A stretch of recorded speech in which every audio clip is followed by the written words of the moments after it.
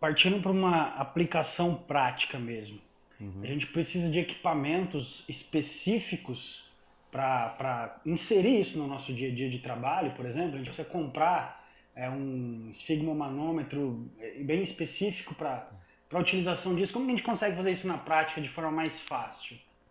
Legal. Renan, uma grande limitação da implementação prática desse treino é justamente isso que você falou, né? Será que eu preciso adquirir um esfigmomanômetro e um manguito específicos, né, para a utilização desse sistema? Na verdade, no mundo ideal, no mundo perfeito, né, seria legal se todo mundo tivesse acesso, inclusive financeiro, desse tipo de instrumentação. Mas a gente sabe que é um pouquinho mais complicado, né? Então, para os profissionais que pretendem atuar com esse sistema, existem algumas opções relacionadas ao uso de faixas elásticas, né? Se você procurar lá na literatura, quiser mais informações a respeito disso, você vai encontrar com o nome de restrição de fluxo sanguíneo prático, né? Então, o que seria isso? Seria o uso de torniquetes de faixas elásticas que permitam que o treinador induza um certo nível de oclusão, um certo nível de restrição. Então, para que isso seja implementado, obviamente, né, é necessário fazer uma anamnese bastante rigorosa do sujeito para saber se ele tem algum tipo de complicação cardiovascular que impeça o uso do sistema, né? E para isso, né, quando ocorrer a escolha da utilização dessa faixa elástica, perdão, é necessário utilizar uma escala subjetiva em que o indivíduo que está sendo submetido a esse treinamento possa reportar, né, de maneira subjetiva, como eu falei, a sensação de aperto que ele está experimentando naquele momento.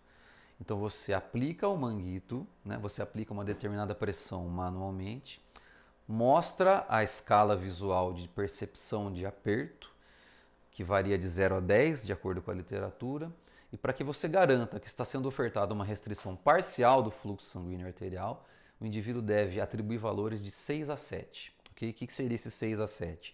Seria apertado sem dor. Isso garante que o fluxo sanguíneo arterial está sendo restrito parcialmente e não totalmente. Valores acima disso tendem a induzir uma sensação de aperto com dor. E aí não é muito interessante, aliás, não é interessante quando a gente pensa nesse sistema.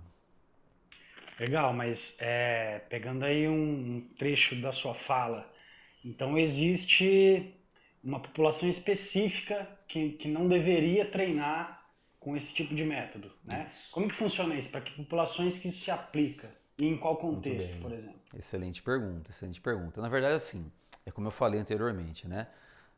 O ideal é que seja feita uma anamnese bastante rigorosa em relação ao histórico de saúde dessa pessoa, né?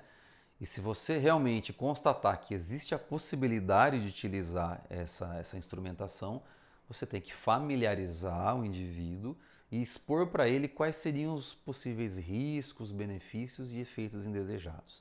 Então, normalmente, o que a literatura traz, Ana, é que indivíduos, por exemplo, que portadores de hipertensão arterial sistêmica descompensado, né, sem uso de medicamento, cuja pressão arterial não esteja devidamente controlada com acompanhamento médico, evitem essa prática. Indivíduo portador de diabetes também evite essa prática, né, de maneira muito frequente. Pessoas com histórico de evento trombótico anterior, né? Indivíduos que já apresentaram histórico recente também de AVE ou AVC, né?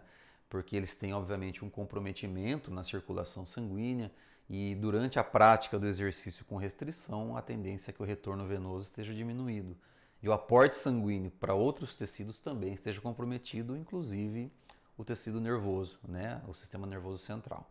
Então, basicamente, seriam essas populações, né, nessas condições em que a implementação desse tipo de exercício, desse tipo de sistema, talvez enfrente alguma objeção, né?